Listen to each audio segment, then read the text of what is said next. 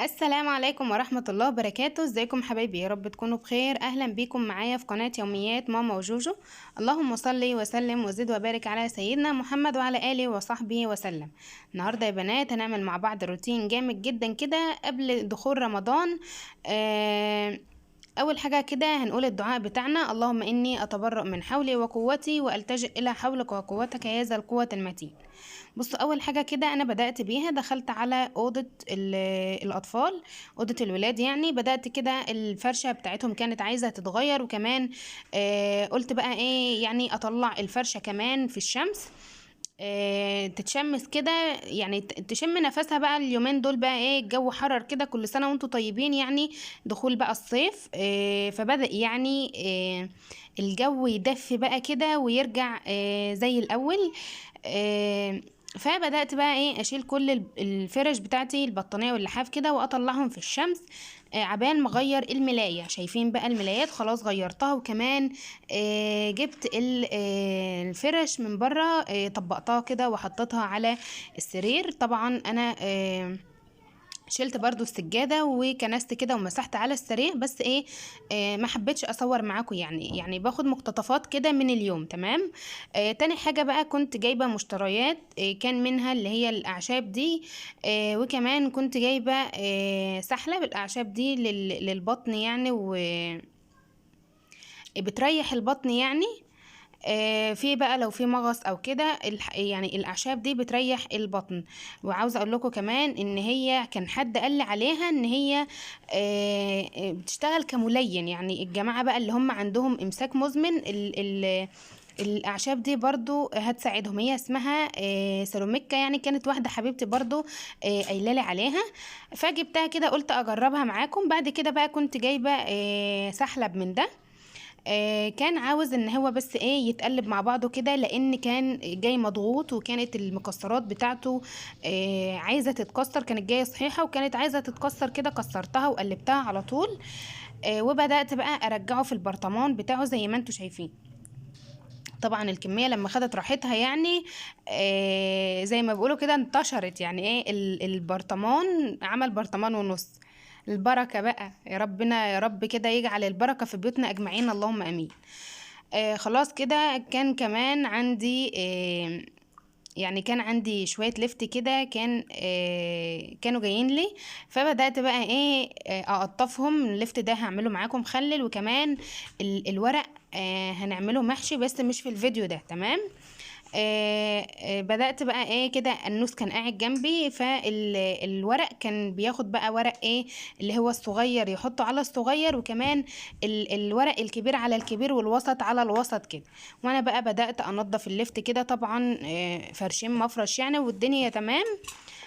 بعد كده بقى بدأت بقى ايه انضف العيدان بتاعته دي، وكمان الروس كان فيها طين طبعا، لاننا كلنا عارفين ان هو بيبقى في الارضية، فالروس بتاعته بيبقى فيها طين كتير. تمام اهو. خلاص خلصت. بعد كده بقى هاخده على الحوض، اغسله وانقعه، يعني اغسله مرة واتنين وهنقعه كده. هسيب مية عليه الاول تبوش كل الطين اللي فيه ده، عشان طبعا اغسله غسلة كويسة. بعد ما تبوش هغسله بقى مرة واتنين كده تحت الحنفية. تمام اهو كده. خلاص انا خلصته. بعد كده بقى هقطع العيدان دي، وكمان هقطع الروس بالقطاعة العسل اللي معايا دي، كلكم كده هتشوفوها اهي. شايفين؟ بصوا بقى القطاعة دي جميلة جدا. بصراحة انا ما جربتش قطاعات تانية، بس دي عجباني وعندي بقى لها فترة كبيرة. بتقطع بقى ايه، بحب اقطع بيها الجزر لو بعمله مخلل، بحب اقطع بيها كمان اللفت، العيدان كده بقطعها بالسكينة عادي، انما الراس بتاعتها بقطعها كده بالطول، وبعد كده اقطعها بالعرض، بحيث ان هي تبقى عاملة زجزاج في الجنب ده وفي الجنب ده، طبعا كلكم فاهمين اهو. ببدأ بقى اخد العيدان دي لوحدها كده. انا هعملها كلها مع بعضها، بس يعني عشان انجز بعمل العيدان، وبعد كده بعمل الروس مع بعضها. تمام اهو يا بنات، زي ما قلت لكم بقطع بس كده بالجنب، بعد كده بقطع بقى بالطول تبقى صوابع كده. عاوزه اقول لكم ان كمان ببقى اعمل بالقطاعه دي بطاطس، عارفين اللي هي اللي بتبقى بنفس الشكل اللي فتايه دي. بعد كده خلاص حطيتهم في البوله بتاعتي ونزلت عليهم بالملح، كميه ملح محترمه بحيث ان هي تدبل كده وتنزل الميه بتاعتها، علشان لما نيجي نخللها تبقى الفتايه معانا دبلانه كده، يعني البرطمان ياخد معانا اكبر كميه.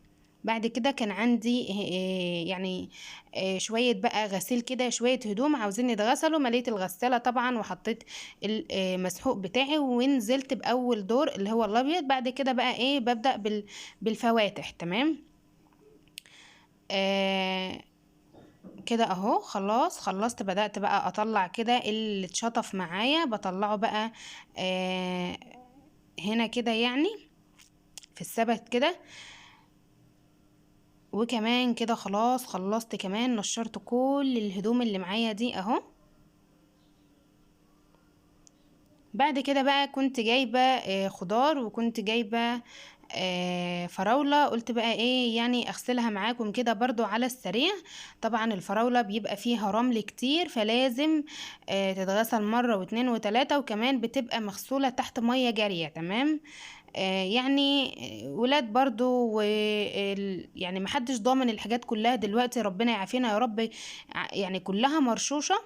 فاحنا كدورنا يعني كأمهات ان الحاجة اللي نجيبها من بره مثلا، او الخضار الفاكهة اي حاجة نجيبها نغسلها كويس جدا، ونعينها في التلاجة مغسولة للولاد، حتى لو هم متعودين ان هم يطلعوا يغسلوا منها مفيش اي مشكلة، يعني يغسلوا تاني. إيه المشكلة؟ بعد كده بقى جبت الخضار بتاعي، جبت الطماطم المصفى بتاعتي ديت اللي هي اللي على جنب الحوض دي. هي كبيرة فبتاخد معايا كل كمية الخضار بتاعتي. الطماطم بقى والخيار والفلفل بسيبها كده، بغسل كل الخضار بتاعي وبسيبه فيها كده، هي ليها رجلين وواسعة. فبسيبه كده على الحوض ان هو يصفي كل المية اللي فيه. تمام. اهو يا بنات كده خلاص خلصت كمان الجزر معاكم. بصوا بقى انا بسيبه بره ينشف، يعني المية اللي عليه دي تنشف. الحاجة بقى اللي عايزة تتحط في التلاجة بحطها، اما الحاجة اللي هي زي الفاكهة والحاجات دي طبعا الشتا يعني في حاجات عادي ممكن تفضل بره، فمش لازما يعني انها تتحط في التلاجة، زي البرتقان اليوستفندي الموز الاناناس، الحاجات اللي هي دي. تمام. بحطها بقى في منظم كده بره، تبقى جنب الولاد، يعني حبوا حاجة يعني عاوزين يجيبوا حاجة بيجيبوها. بعد كده بقى الطماطم اللي انا كنت جايباها كانت جامدة يعني جامدة شوية، فقلت بقى بدل ما احطها في التلاجة، الجو اصلا برد، بدأت بقى ايه احطها كده في طبق بره اهو. طبعا بعد ما نشفت حطيت بقى تحتها كده يعني فوطة او قماشة قطن عادية عندي، وهحط فوقها بقى فوطة زي ما انتوا شايفين، هغطيها بقى تبقى جنبي في المطبخ. آه، كل ما عاوز حاجة هاخدها منها. تمام. كمان كنت جايبة قالب قرنبيط كده من السوق، بس بصراحة يعني كفى ووفى، هو كان قالب بس ما شاء الله. عارفين اللي هي القوالب اللي هي اللي مش بتبقى مفرغة، لا كلها ماسكة في بعضها من جوه، كان هو ده ما شاء الله. فهوريكم اهو من جوه عامل ازاي، ما شاء الله. يعني انا اخدت اقل من نصه كمان، يعني مش نصه. عمل لي ما شاء الله اهو. هنعمل بقى دلوقتي الغدا مع بعض. هسلق بقى الاول كده القرنبيط بتاعي، زي ما انتوا شايفين حطيته كده في الحله السلسين بتاعتي، وهنزل عليه بالميه. هنزل عليه بقى بالميه والملح، وكمان رشه كمون كده، عشان طبعا الجماعه اللي عندهم قولون او الحاجات دي، فالكمون بيريح الحاجات دي. تمام. اهو بدأت بقى الباقي بحطه كده في كيس او شنطة بيضة زي دي كده، وبحطه في التلاجة. لو قعد معايا اسبوع ما بيعملش اي حاجة، ما بيجرالوش حاجة يعني. بعد كده بقى هنعمل التتبيلة بتاعت القرنبيط بتاعي. نزلت كده بجزراية مبشورة، عود كزبرة كده متخرط صغير يعني ناعم، كمان فصين توم، بيضة، حوالي عن 4 معالق من الدقيق، كمان حطيت معلقتين من النشا، والبهارات بتاعتي بقى فلفل اسمر، كمون، الملح، وكمان حطيت رشة من البابريكا كده. بحب بصراحة لونها وطعمها، يعني بتبقى عاطية حمار خفيف وطعمها كمان بيبقى جميل ما شاء الله. تمام. ال الخلطة بتاعت القرنبيط دي النشا بتبقى مقرمشاه ومطلعاه بلون ذهبي جميل جدا تحفة، هتشوفوه وانا دلوقتي بقلي. كنت كده بقى بقلي بطاطس وبدأت اعمل الرز بتاعي. حطيت كده معلقتين سمنة في الحلة بتاعتي، وهبدأ انزل عليهم بقى ايه بالشعرية بتاعتي اهو. هبدأ بقى انزل بكمية الشعرية اللي معايا تتحمر بس كده، يعني ايه تاخد لون مصفر كده. وهبدأ بقى كنت غاسلة الرز بتاعي، هبدأ بقى ايه انزل بكمية الرز اللي معايا برضو، وهشوحها كده على السريع مع السمنة، بحيث ان هي ايه بقى يعني يتشوح كده ويبقى مفلفل. تمام يا بنات، اهو زي ما انتوا شايفين بقى بدأت كده ايه حطيت له القعد بتاعه وسبته على يستوى براحته. كنت كمان حمرت طبق البطاطس. دلوقتي بقى هحط القرنبيط معاكم اهو. شايفين التتبيله اللي عليه مش تقيله التقل اللي هو، وكمان مطلعاه. شايفين بقى الصفار الكهرمان ده، يعني عاوزه اقول لكم لون وطعم وريحه وتحفه بجد. جربوه بقى بالطريقه دي هيعجبكم جدا اهو. شايفين يا بنات جميل جدا بصراحه.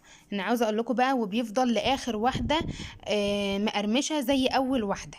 تمام كده بقى خلاص خلصت. هبدأ بقى بعد اليوم الطويل المتعب ده هبدأ بقى ايه يعني احط الغدا بقى واقعد كده اتغدى انا والولاد اهو. زي ما انتوا شايفين الرز بتاعي مفلفل. عملت بقى كمان طبق سلطة من اللي قلبكم يحبوا. بصوا فيه كل حاجة من الخضار، يعني هو ده اللي بيبقى مطلوب على السفرة اساسا. شايفين بقى الجمال، يعني اكل كده اقتصادي وحلو وينفع كمان لو انت يعني مستعجلة او كده يعني هيمشي الموضوع معاكي. بعد كده بقى هنعمل الفلافل مع بعض او الطعمية زي ما بنقول. بصوا انا عملتها كده على السريع، انما باذن الله هعملها قريب وهنزلها معاكم كمان في فيديو عن قريب. بس ادعولي كده لان يعني الله المستعان على الظروف اللي انا بمر بيها اليومين دول. بصوا عندي بقى كمية الفول بتاعتي اللي هي المفصص مغسول كويس ومنقوع من بالليل لتاني يوم. كمان حطيت عليه 5 فصوص توم، وكمان راس صغيرة كده من البصل، وعود صغير كده من الكزبرة، وكمان ربطة من الكرات اللي هو الكرات المصري بتاعنا العادي بتاع المصريين.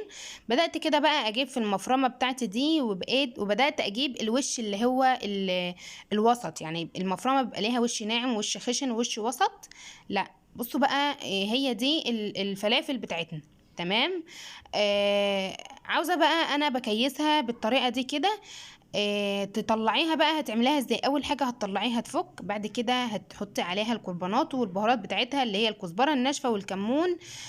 بعد كده بقى تضربيها ضربه كده على السريعه بايدك، ولو محتاجه يعني ربع كده او معلقتين من الميه، بحيث ان انت تشوفي قوامها زي اللي بيبقى بره بالظبط.